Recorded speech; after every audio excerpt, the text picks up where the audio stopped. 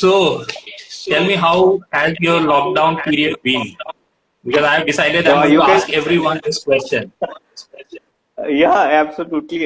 You can make out from my face also. So it's been 4 months. I haven't went outside, and since I'm a working professional, I have a day job. I'm working as an analyst with an a financial institution. So my work time from 11 to 8, and post that. So I do my own work, like studying photography and watching other sessions like this and learning from that. So that's how my lockdown period has been. Right. And on a positive side, I have and I started reading articles a lot, and looking back my own work, not only this project but other projects what I have been shot for last 7 years. Yes. So, I know you have been one of the photographers who just love Delhi, and you have been to places in Delhi which are really like you really have to dig deep into the city's history and its terrain layout to know those places. So has that been a challenge? Because you have been not been able to go out in the last 4 months. So has your style of photography kind of now changed in this period? Yeah, absolutely, and I'm thankful. I don't know how many people will, echo my voice, but I personally believe this lockdown period has given me time as an individual, not as a photographer, but as a person to, deep dive into my own personality, my own psyche, my own thoughts. And I'll tell you an interesting story. Last week, I went to see. Like most of the people know that I'm associated with river conservation work on, I've been covering, Gomti River and Methi River in Mumbai, Lucknow, and Yamuna, my favorite in Delhi. So when I went to Yeah. see Yamuna, it's completely changed. So that's a very positive sign for river conditions in India, including Ganga as well. The problem being, as a photographer, when 4 months ago, uh, a bit of a street photographer was there in between documentary photographer. Now that has completely changed. So I'm almost a documentary photographer.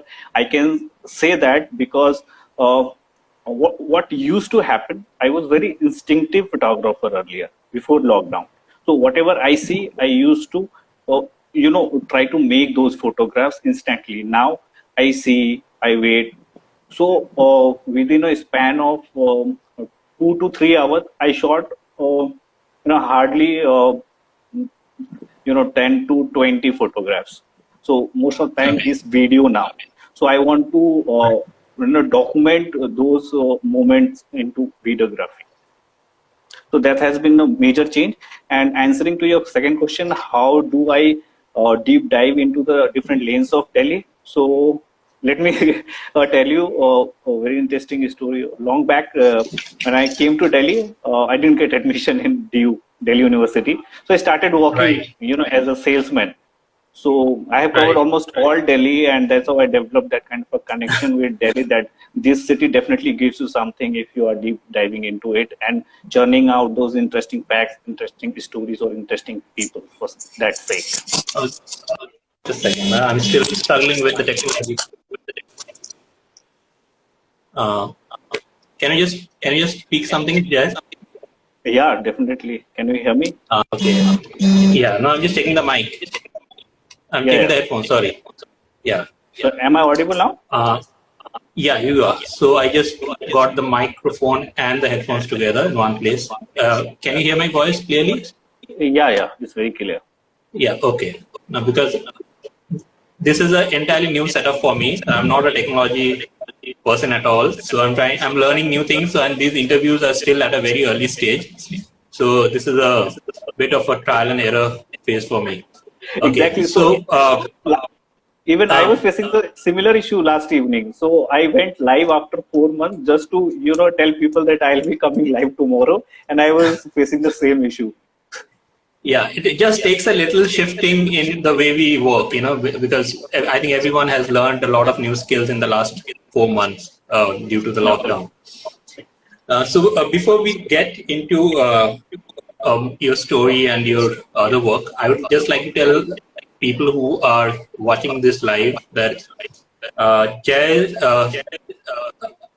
applied for the grant in 2019, and one of the things that I really like about his, the couple of things that I really like about his work is that he's very uh, connected with Delhi as a city, which I feel is a great thing, because out of 41 grants that we have done, Jazz is the only grant which is actually based in Delhi, and its environment and its people, which I find very surprising, because Delhi is such a rich city, with such a long history, and there's so much of diversity of people, ethnic groups living in the city, but somehow photographers don't really find Delhi maybe interesting enough or visually, enthralling enough. But your work kind of really brings out Delhi in a beautiful way, and right from the New Delhi, the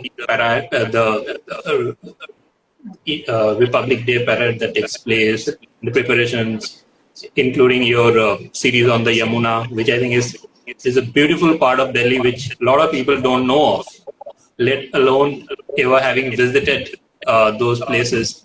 They don't even know the reality of how the Yamuna is completely destroyed because of industrial pollution. And then you suggested a topic on the Kumhars, which again is like one of those hidden corners of Delhi, where no one really goes to spend time, which you did, and you brought out the story so beautifully. And one of the things that I really liked was that you managed to look beyond just the making of the craft and also get into the personal narratives, and explain how the family of the potter is its main foundation in a way, because they are completely dependent on this interfamilial service that each one helps out the other person and teaches the skill to the next generation, and that is something which is disappearing a lot. I mean, disappearing in crafts around India, and I think that was the most beautiful part of your essay, that these interpersonal relationships within the family of the potters, it was so beautifully captured, and you managed to get those pictures really well shot, and it shows that you really spent a lot of time there, and you really got to know them at a very personal level, which allowed that story to be realized. So that was my introduction regarding the story that you did for us. So I'd like to know from you, Jay, like you said, that when you came to Delhi, you started in a very different way, and I think that is something which is very interesting, because I didn't know this part of your life, so if you can just tell us that what was that shift, how did you change that into photography, and how this entire thing started? Mhm. So, see, I was born and brought up in a small cantonment area in West Bengal. Basically, it's a northern part of West Bengal called Bengdubi. So, I did my schooling from army school, and when my father got retired, we shifted to a civilian base called Bagdogra. That's the main airport in North Bengal. So, I was quite studious in nature. Like my school days, I was, as far as I remember, since childhood, I always topped in my classes. So, and in +2, I was in a cultural captain. And when my principal and my other teachers, suggested me you should go out and try something that we see potential, wherein you can get exposure and you can do good in life, and what other students on, I don't know what they have seen in me, but they suggested. And when my sister got married, and I made a plan that I'll go and visit her in her in-laws' place in Bihar. I went there, and I requested my elder brother that I want to go to Delhi, and he helped me. The problem I faced, I'll take a minute.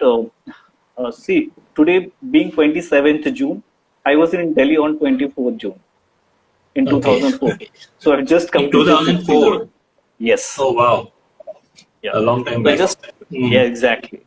So I missed that chance of getting admission in Delhi University because I, missed that interview. Earlier, I planned to do a course in Hindi honors literature and then pursue a career in journalism. So that was my Okay. main agenda. So I had no Okay. intentions whatsoever about the photography or how much money I would earn. So I had a small dream that I'll earn a 5,000 rupees and I'll do journalism because I was never into money. So what I did, Right. rather than going back for a year that I'll try next year, my personal conscience said no. You should explore this city and learn what you haven't learned in small cantonment in Bengaluru. So I started Right. doing any kind of job, be it salesman or selling stuff. So Everything what I did did. you what did you sell? So the first thing I did, I got lost. So there's a in 2004 there used to be a bus called Bahari Mudrika, I guess. So Outer Ring Road. So Okay. the very second day, I went and tried to explore, and I had 10 Mhm. rupees in pocket. So it got expired because my brother told me you need to find the same bus on the other side. I misunderstood that, and I took the same bus from the same side. Okay. So that was the first day in my Delhi, and I got lost. And that incident taught me that I have to be brave enough to Mm. explore this city because other than my brother who used to work in a factory, nobody knew me. And during Right. that time, I had a language problem. See, Right. I come from a place where Hindi is not so fine, you know. Right. So, Right. there's a no pulling or strilling like that. So most of the people Mm. didn't used to get me. Mm. So I tried a lot, but yes. So the first job I got on the third day, I guess, I saw in a, newspaper cutting that they need, a salesman who can sell Sunfist biscuit and their campaign. The campaign was to plant a tree and show them the importance of tree. So Okay. I went in Saket, Saidul Rajab, and I applied for there. And they said that, do you know English? I said yes. The broken English I can speak. Mm. Like, it doesn't need to be a fluent English. So Yeah. I sold that Sunfist biscuits in going school to school and telling them the importance of tree. And secondly, uh, they didn't pay me because I didn't have Mm. account, and they told me upfrontly that we'll pay you, but we need to give you Right. check. But I had no idea. I told you I was never Mm. into money, so I never had an account, bank account. Mm. So I left it. I said, okay, no, I'll try something else. So again, I asked somebody, and they said, okay, you can go to Nehru Place, and they sell membership of a club called Ice Cube in Noida. So from Nehru Place, I used to take a 32 bus till Noida or 32 sector, and I used to sell those pamphlets in Lakshmi Nagar, Wave Cinema, and Great India Palace when they were in construction also going on. So Right. 2004, Right. and since I was from Darjeeling and traveling here in Blue Line, it was very difficult for me because of the weather. Because in Delhi, summers are extremely hot as compared to Right. Darjeeling. Right. Okay, so it was very difficult, but I did my best, and I used to sell, and most of the time I used to get some commission of 100 rupees a day, wherein I used to Mm. spend 80 rupees in having lunch and the to and fro my conveyance charges. So that's how it got started, and it made me realize the importance of communicating with people of every class. So Right. I used to talk to people from rickshawalas to ferrywalas, to students, to the white collar job, the execs, and everybody. When you are outside, so Right. even today, if somebody comes to me, maybe a credit card seller, a pamphlet man, Right. I always talk to them because at the end of the day, job is a job. But as a human being, it's your responsibility to give that kind of respect to other human being. And that's Right. what I inculcated from that, to respect humanity, to respect each other. And that's how you see that photography and that interpersonal relationship with the people I always cover.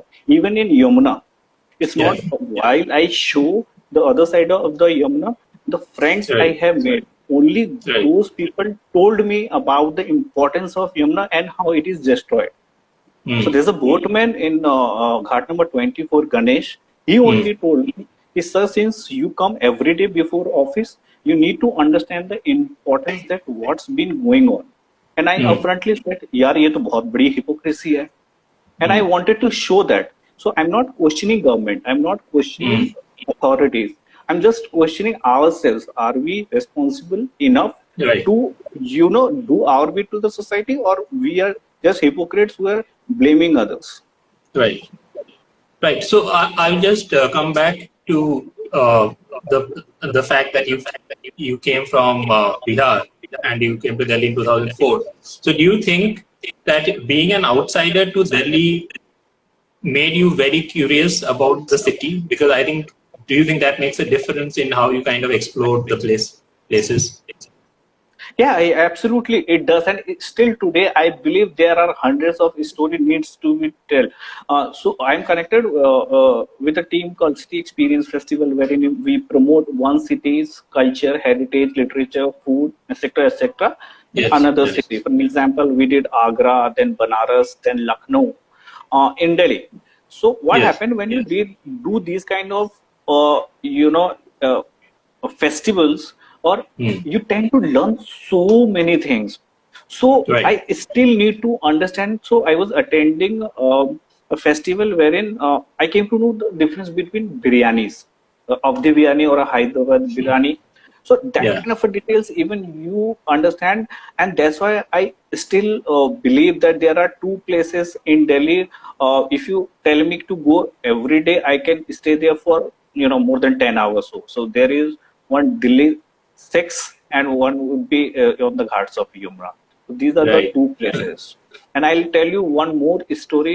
There's a colony called Katputli colony.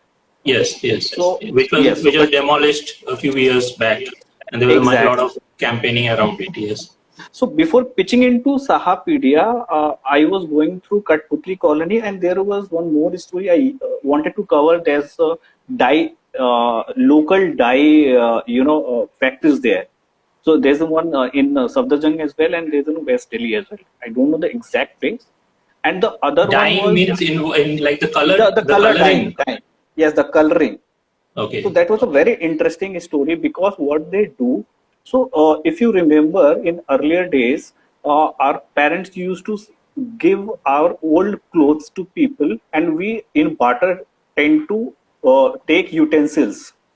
Mm-hmm. If you remember, so my mother used to give those old clothes to these hawkers, and in turn used to take utensils. So I Mm-hmm. found that story in Delhi, but Right. unfortunately I didn't get any kind of leads, because what happens Right. when you are working individually, you need to understand that there are negative side to some stories as well. Because what Yeah. happened to a friend, it was terrifying, because his Mm-hmm. camera was stolen. The Mm-hmm. other time he went, his bag was snatched. So you need to Right. understand that. So what happened in Kumhar colony, I was the first time I visited this place with a group of mobilographers, the Mm-hmm. group who shoot with mobile phone. So I was not Okay. shooting that time. I was Right. just went. I went to different houses, and somehow this family connected with me. Right. So I just asked him one question. भैया आपके घर में धूप आती है? तो कह रहे हैं कि भैया बाहर से आए हो क्या? यहाँ तो धूप तो आएगी. So I decided that I'll definitely come again. So मैं दोबारा भी गया, but without camera, and that's how it got started. And absolutely, like, Yeah. see, no matter it's Delhi, what happens Mm. whenever one person, other than his native place, is always attracted as an artist. You Mm. being let me tell you, friends, like Ayan does research to next level. Like you can't even imagine. So whatever I did, you can understand that being a native, you understood that place since childhood, but when you're exploring different places, so Mm. you see your perspective completely changes. So Exactly. here in Delhi, my friends tell me, "Yaar, tu Darjeeling ka hai, and it's such a beautiful place." Honestly, I have never been to Darjeeling. My friends went. I've never been to Darjeeling, but now I feel I should explore Darjeeling and its stories. Seriously, it's like hardly Right. 2.5 hours away from my home, Bagdogra. So Right. that's how. So what?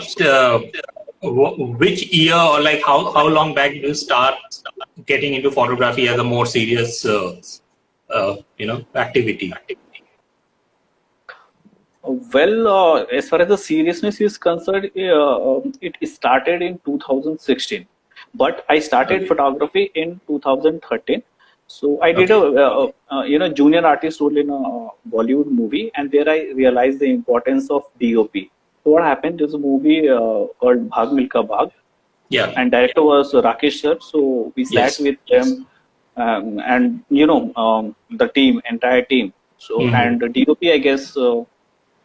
Vinod Pradhanji was DOP that time, and Right. he's such a down to earth person. Maybe Farhan sir or Rakesh sir, he was taking advices from Vinod Pradhan sir, and I was Hmm. like, he's the special person. I need to understand what he's doing under that blanket. So there's a screen Hmm. monitor, and they used to see those footages under that blanket. So I asked Hmm. few people what they are doing, and they said, "Okay, he's a DOP here, and he whatever his team shot, they used to review those things and everybody." So I decided that while coming back to it was shot in Dundahera, I guess, or yeah, Dundahera in Gurgaon. So while coming back, I searched for the photography process. Since I was a working professional, I only have the option of learning this art on weekends. So I found a club. I did a weekend workshop beyond auto mode, and thereafter I, practice. And in 2016, I used to make single images, not stories. Okay. So yeah, so So it took you around from the 3 to 4 years of shooting to get used to the camera and compositions and that is the period which no, was no, your no, learning phase, right? no, no. It's let me put in this way. As far as the camera and technicalities is concerned, I'm still learning, because Okay. beyond auto mode, they just tell you aperture and manual mode. Okay, so I have no technical knowledge about camera, but I have developed this skill while practicing on the field. Is one Hmm. light and one is exposure. Hmm. So what happens, the more, as I said earlier also, the more you read, the more you understand this form of art, the more you learn. So what happened after 2016, Hmm. I tried in international award. So what happened, I got award. So when you are learning alone, so photography is a very lonely journey, and being a documentary photographer even Hmm. takes toll on you at times. Ki yaar ab nahi karna, because it's not fetching anything. So Hmm. for self motivation, that one international award changed my life. So that was Okay. Moscow International Award. So I shot that image in Sultan Gadi Fort, when I made a Right. portrait of a feet. So this gentleman, he told me, "Ki I'm still expecting that someone from a family will come and take me." So that was the Okay. story, not the image. So Right. often people tell me that, why don't you put your beautiful images of Yamuna or maybe Kumhar on, uh, which are aesthetically very beautiful and powerful on your website? So I tell them, it's about the story behind. It's not about the image what you say. At times when Right. you are showing your images individually, that makes more impact as a single image, but when you Hmm. telling a story, a body of work, which matters a lot. So 2016 will be the Right. my So year. that was your turning point, turning year. I'd like to Exactly. also welcome Dinesh Khanna, who is watching this live. And Good, Dinesh good has evening, been sir. associated. has been associated with Frames grant right before when we started. He was the consultant, and he kind of helped us guide the structure and the way we should edit the whole series. So welcome on board, Dinesh sir. Hope you are watching it. Okay, so coming back to your story. So you kind of documented it in two places, right? In Delhi, two regions in Delhi, and so can you tell us a bit about what you learned? I mean, basically that's what we would like to know from you So through it was, the project, yeah, through the grant yeah. project, yeah. So the first and foremost thing I learned to fight with the organizer of the grant. So what happened? I faced this situation last year also in 2018. So I Okay. wanted to propose a story wherein a Shekhavati carpentry. So Right. what happens? So there's a place in called Ramnagar in Shekhavati. They used to make furniture only for royal families and for havelis, which eventually turned into hotels. So Yes. I wanted to, but somehow when I saw your previous work and what you have been done, so I thought no, this is not the right time. So I waited for a year, and I learned about your website and the kind of work you are looking in the culture and heritage and pottery, Right. since I have seen from the childhood. So that's how I decided to do a story on pottery. And what I have learned, especially from you, is the research work, the background story, and each and every nitty gritty of a of image made, or a person, the portrait I have made, or the overall body of the work. You need to understand that story, and to document those things sensitively. That was uh, the most important thing I learned from this Frames grant. And when it comes to other things, Dinesh sir, he really helped me in understanding the usage of focal length, what kind of a lens is to be used. And the first part of the story, when I showed to him, he said कि यार इसमें depth देखो कितनी है, why you clicking extra things and everything. Because I told you earlier in initial part of this session Right. that I always try to document stories in a street style. I was not clear, so that has been the change after this grant. So these were the things I learned from you guys also. Right. I mean, we only help in making the story more rich. I mean, that's the only objective. See what One of the yes, tell us. sorry to cut you. Like, Yeah. see, it matters a lot because it impacts an artist work when he gets a right guidance. You need to accept that the fact that I got that right kind of guidance at the right time to continue this story. When I face that challenge that they are getting notices and their work is completely stopped, I even fought with you, Mhm. right? You remember that Right. thing that Right. I wanted to propose a separate story, but I gave time 2-3 days to myself, and I realized no, because I promised myself that this story needs to be told. It's not Right. only about making of imagery or a body of art for our personal portfolio, but about those people with whom I have developed that kind of a relation and promised them that no matter what, this grant or not, but I will definitely tell your story. So So these are the one, thing I want. yeah. So one of the things that you kind of figured out when talking to the craftsmen, the Kumars, was regarding their presence in cities, and and how the municipality and other environmental boards committees, they kind of harass them regarding running kilns in urban areas or in residential areas. So, can you tell us a bit about that part of the, because we haven't really, you like you had said that they don't want that to be photographed. So one of the things that you avoided was to shoot the kilns, and Exactly. kept the story largely at the level of the potter's wheel, where they make the clay product, and then it kind of directly goes into the kiln, and then it comes out, it gets colored, the paint is applied, and it's dried, and it's sold. So, yes, can you tell us a bit about this problem that the potters face regarding environmental clearance? See, you need to understand the both sides of the story. So when I was making these photographs of this story, I'm not only concentrating the imagery I would be making at the end of the day to complete my body of work. I need to be sensitive about my country, my state, my own authorities, and being a citizen of India, I have to see both sides. See, pottery is a very ancient form of art, and it comes into cottage industry. So most of the time, when entrepreneurship at this level enters into a business, it has to be a family.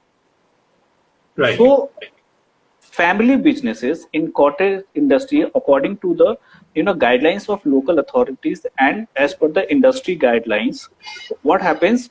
A family can run any kind of businesses from their home if they are into an ancestral kind of a talent or their own legacy they want to carry out.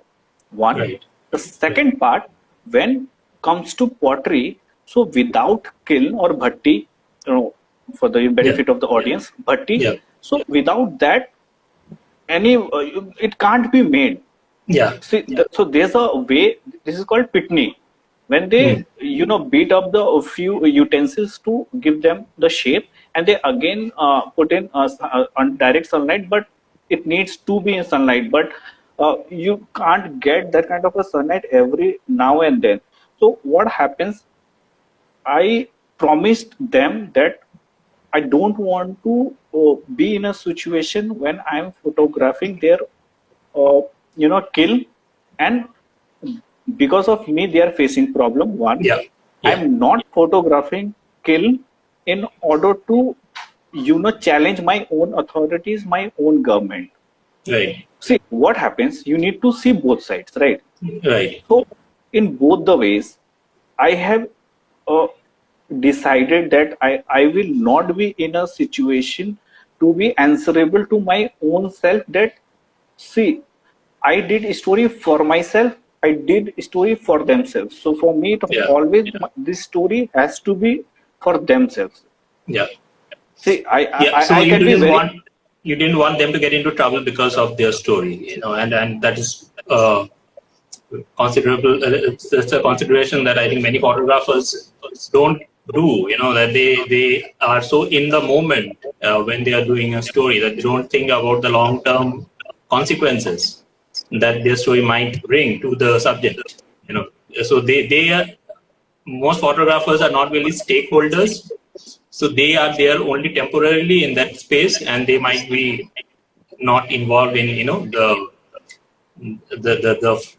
repercussions of their story. But exactly. So I totally appreciate that you made a call on this matter, and you kind of decided not to shoot the kilns. And so how big is the problem? Is in sense, like, are all potters being asked to leave from urban areas in Delhi? Or, I mean, it's not their fault, right? Because they have been in those places for much longer, and the city has kind of crept around them, and closed in their villages. So it is now that the urban people are now complaining about had been settled in these regions for much longer. I mean, they had come in the 50s or during partition, or those periods. So my question is that how big a problem is this? In sense, like, are potters being asked to leave or to close their bhattis? See, I'll repeat myself. We are hypocrites. The moment we realize this fact, the society will become very easy. Authorities was not the problem. See, this is off the record. What happened? Authorities will send a notice to a person or a group or a family or an institution when there is a certain kind of a complaint. So there's a fact from the civil society. Exactly. So there are other small cottage industry factories as well in that vicinity, when people are making certain kinds of products, I don't want to name them because again, I consider myself responsible enough not to name the people Right. and that industry. So they make certain kind of products wherein potters are they have an upper hand in terms of products and selling, because there are more than 650 plus families there, and you can imagine the output. Yeah. So So most of the people believe it's a lot of exactly. families. Yeah. Exactly. So what happens is a kind of a business rivalry wherein uh, those people have complained about entire colony of Kumarwari. So Mm. this is how it came into picture. It's not Mm. authorities, as I said earlier also, that I have to be responsible for Mm. whatever I say, whatever I photograph, and I have to see the other side of the story as well. So when authorities or a government is taking an action, so what happened? They don't directly go to the people and start questioning or giving them notices. So there has to be some reason. So this was the main reason. And pottery is a very common form of art and business pan India, even in Right. villages. Right. And we, uh, an individual basis, we never question these things. But when you Mm. get into the business, it becomes really difficult. It becomes really Mm. cumbersome. You start questioning that why Right. my business is not growing and they are growing. So that was the main cause. So that's why authorities were forced to take action. And during in last year April, there was an election in Delhi, so it became even more complicated. Right. And one of the other things that you kind of uh,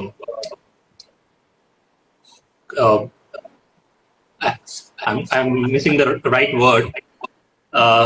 One of the more complex thing that you understood from the project was the market, and how the pottery market has been heavily compromised because of trade with China, and a lot of the Chinese products have flooded the market. Absolutely. Mhm. So can you tell us a bit about this, and how the pottery industry has been affected due to this Chinese goods flooding the market?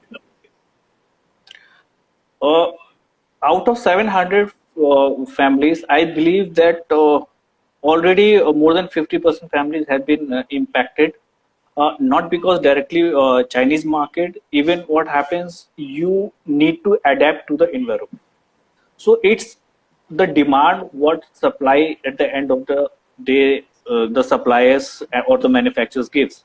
So we Mm. as a people, I want a temporary thing on Diwali, or maybe the plastic thing. So I'll go to the market, local shop, and get it. Wherein for pottery you need to go to specific shops, local shops, and get things, right? So this is what happened to them. Talking about the main problem, well, talking to one family, Jamohan Bhaiya, you won't believe, he runs this family for last family business for last 20 years, and before that his father came to Delhi back in 1960s. So there was a no Right. problem at all. But at Mm. the advent of 21st century, when these Mm. Chinese products, penetrated into the Indian market, it really hampered them. Even the kind of product they make today, it's quite influenced by Chinese product as well. So what you Okay. see in Diwali, that on the mainland there are colorful, artifacts there, and there are other things as well. So those are the influenced products which we as a customer want to take back to our home Right. and decorate. So we still don't believe that we need to go for eco-friendly diyas. We need to Right. go for the indigenous product what our own artisans are or craftsmen are making these days. So it's the Right. problem lies in the demand, not the supplies. So the kind of, Mm. so what my personal belief is Chinese market, they have created that kind of a demand in us, that we always believe that the cheaper and Mm. easy to access those stuffs are good, rather than going to our own indigenous products. So this is the main Right. problem. Because what Right. happened? So I'll share one fact from my factual evidences. Mm. Jagmohan Bhaiya, the first family, he's a postgraduate. and he still runs the pottery business. And he told me that the people and students from South Africa came twice to learn this form of art. So that kind of a visibility we have worldwide. Right, So, but I don't think any Indian would be interested in learning pottery. so that's my point. That's the answer you Yeah. have already given. So that's a demand we are creating being a customers. So if you want to, own an indigenous product by our own artisans, that will be, quite good for us. And given the scenario today, is even, matters a lot. Right. So the Diwali season is like the main business period for potters, right? I mean, that's when they sell most of their products. Is there any other main period where their business is highly dependent on? See, we personally believe that earlier I informed you that Diwali and during that time, October, November are the peak season. Yes, it is. But last 4 months, this story is completed. Everything was done, but still I am in touch with them. I spoke to them, and they are not dependent on a specific season. Right. You tell me the month, I'll tell you what products they make. Even in So summers, in you summer tend months, to they're making a lot of water pots, right? That exactly would be. water pots, ghada they make, the vessels they are making these days. Even when there's a rainy season, they tend to supply, because what happens the moment autumn will come in September, people will start planting new, Plants. saplings for Yes. flowers and Yes. everything. So they start making those things. So So the that's is throughout the year. Yes, having said that, Diwali and the Shera period are the right. main. Right, and also in terms of that, you had this interesting thing about the kulhar, which is the most humble piece of pottery Hmm. made in India, and I think it's an icon of India also because it's associated with chai, which is another very Exactly. popular icon of India. So the kulhar and the chai uh, is something which everyone. Which we all associate with India as an icon, but it has definitely hit them because their kulhar making business suffered with the coming of paper cups and disposable plastic cups, because there was a period when the only way you can have tea in India was in a kulhar cup, So okay, what kind of shift in demand and supply has happened in this very humble product, which is the kulhar? See, I always used to tell my friend, and this is my statement. Most of the people like Kulhad chai, so I'm a big tea fan. I can't live without tea. So Kulhad chai की बात ही कुछ और है, बिल्कुल. and that's a long pause. So why Right. this is long pause? That kind of a satisfaction we get while having tea in Kulhad. So when I visited in these places, most of the time I was served tea in Kulhad, and there was Right. two times. So what happened? I took my family also to see. This is so personal. It becomes over the time. When you're working something, it becomes personal. So I took my own family, my in-laws, my wife, everybody to meet them. So they served tea in a steel glass that day, and I asked them, "Ki bhaiya kya ho gaya? Where's the cooler?" So this is the importance of cooler, and Do I they still have a big demand for the cooler? I mean, or has it gone yeah, down? I'm coming to that. Yeah. I'm coming to that. So back in 2019, there's a virus called swine flu, Hmm. if you remember, Hmm. 2009-10, I guess. So the paper cups were introduced that time in most of the corporates. Hmm. Now, in 2016, the coolers were introduced in corporates. I Okay. work in one of the biggest multinationals in the world. So even in my cafeterias, my canteens, we get tea in coolers. So that Hmm. the kind of penetrations the cooler and this market is for cooler. Even in Indian railways, most of the platform they serve tea in cooler rather than going for a paper cups, because Right. thanks to the climate change campaigns running. globally that we have understood the importance of trees and saving paper. Right. So last year only in my companies we saved around 1.2 million paper cups. So that makes up Wow. thousands Yeah. of trees. Yeah. So we have stopped. We are using our own cups. So that's how Right. it is. So what happens when I tell you why coolers are so important when the market of cooler is going to be in a boost, because uh, government through Make in India campaign, they have introduced and appealing people to go for this environmental friendly utensils rather than going from use and throw, be it plastic or be it paper cups. So what happens, even in paper cup they use wax, not plastic. Yeah. Yeah. So it So it's demands not. lots of Yeah. It's not so biodegradable at all. exactly. Right. So the thing is, from what I understand, is that the kind of markets that these products cater to, they constantly shift around. So something like saving the environment, for example, and the movement in the last 20 years has become much stronger. So that has again brought back an awareness amongst people that one should not be using plastic and paper. So the coolers have made a comeback in a way, because like Exactly. you said, that the railways have again reintroduced the humble cooler in services, and which is a huge market. The railway is That a it is. huge market for the potters. Mhm. And so global trends and movements and campaigns and all of those things affect the pottery business. Even something like what is happening right now regarding Exactly. boycotting Chinese products, and there has been a lot of you know loud calls being made for boycotting Chinese products and getting back to indigenous products, which I am sure that will have some impact on the potter community. And because I think many of the Chinese products are indeed uh, pottery products. And so do you think this is going to happen, like, because the Chinese products are being there's a call for boycotting those products, and do you think the potters will benefit from this? Yeah, they will definitely. But as far as let's get back to the reality and fact check. So what happens? I'll show you the level.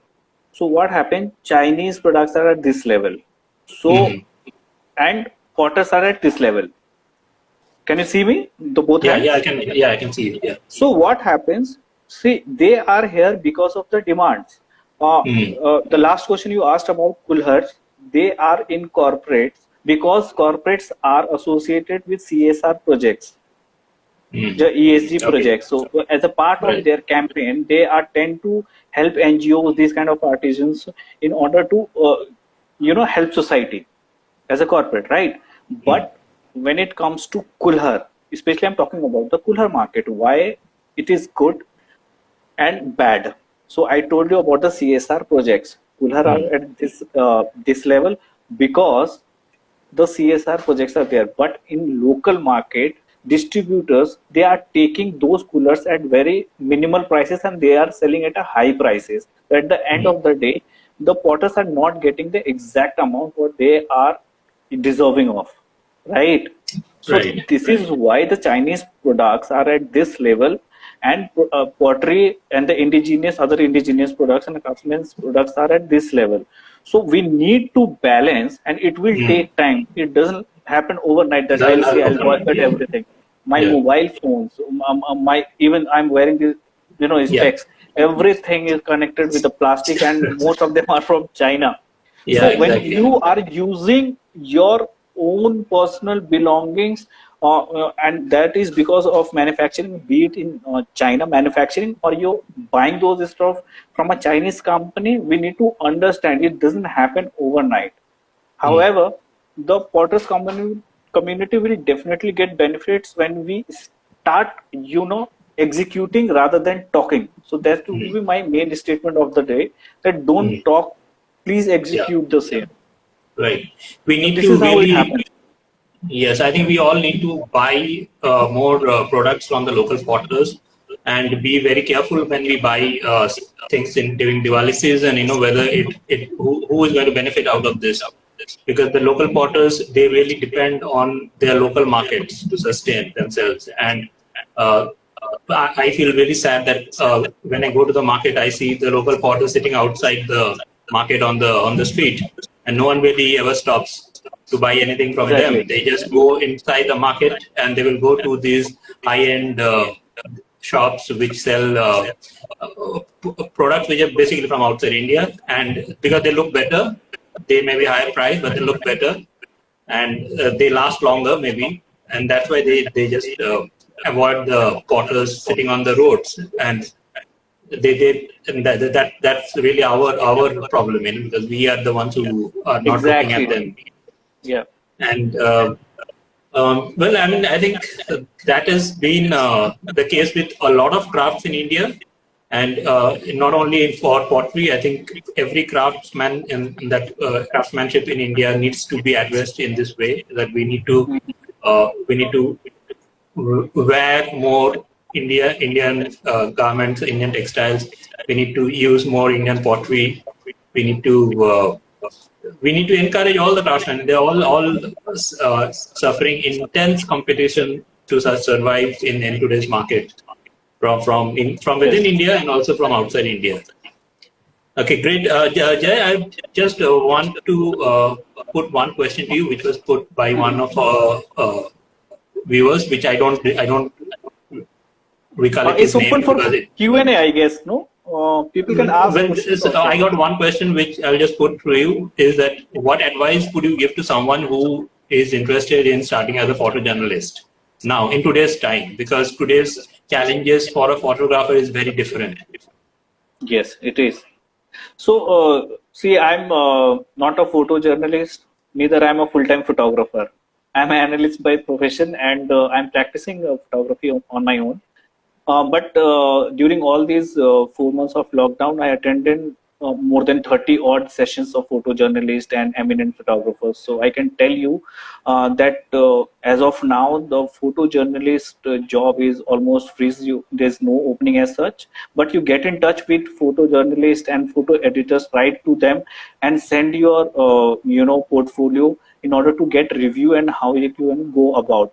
So one is statement that whenever you are sending your work, make it a habit to send in a PDF file and less than 5 MB, because it becomes really easy for editors to go through your work in a PDF file and do write something about your work and your proposal, that what you want to achieve out of this work. Because what happened, see, if I see some photographs of few people, I'll definitely make out which is good and which is better. So make it a habit to send your works to editors or any photographers you want to learn from. So that's the only advice I can give. Yeah, and I can just add a bit on that question from the perspective of someone who kind of manages photo essays. It's very important to be at ground zero. I mean, that is something which I always tell photographers who question, who sometimes ask me, that how to become a better photographer. You have to be at the middle of the action, and you have to be rooted. Basically, you have to know the pulse of the place, of the community, or of the craft, of the country. So being rooted and being at ground zero at all times, it's a very important skill, I think, for any photojournalist to have, to understand things at a deeper level, being more curious about things, which I feel is sadly missing very much, because of we live in the age of Instagram, so everything is like you need to quickly put it on social media to seek validation. But I think it's very important to cultivate curiosity and always be at ground zero, where the action is taking place. Which if you see Jay's work, you will see that he's always at ground zero. He's always ready before the parade, Republic Day parade starts. So he has his pictures, because he anticipates that event. So one of the skills that is needed is you need to anticipate an event before it takes place. So Jay's pictures of Republic Day are one of the really beautifully shot, and I really love that whole series. His series on the Yamuna is again, he's right down in the dirty water basically of Yamuna. He's at that level to bring that story alive. No dirty at all this time. Yeah, I but shot don't you think it's a short-lived period? So what if you are getting happiness in installments? Happiness is happiness after all. I can live with that moment for long life. We definitely want Yamuna to remain clean, and for that matter, all the other rivers. And I must congratulate you and appreciate the efforts you are taking in not only telling the story of Yamuna's destruction, but many other rivers in India. This has been one of the subjects Sahapedia is definitely deeply interested in, because we would love to do more stories on this.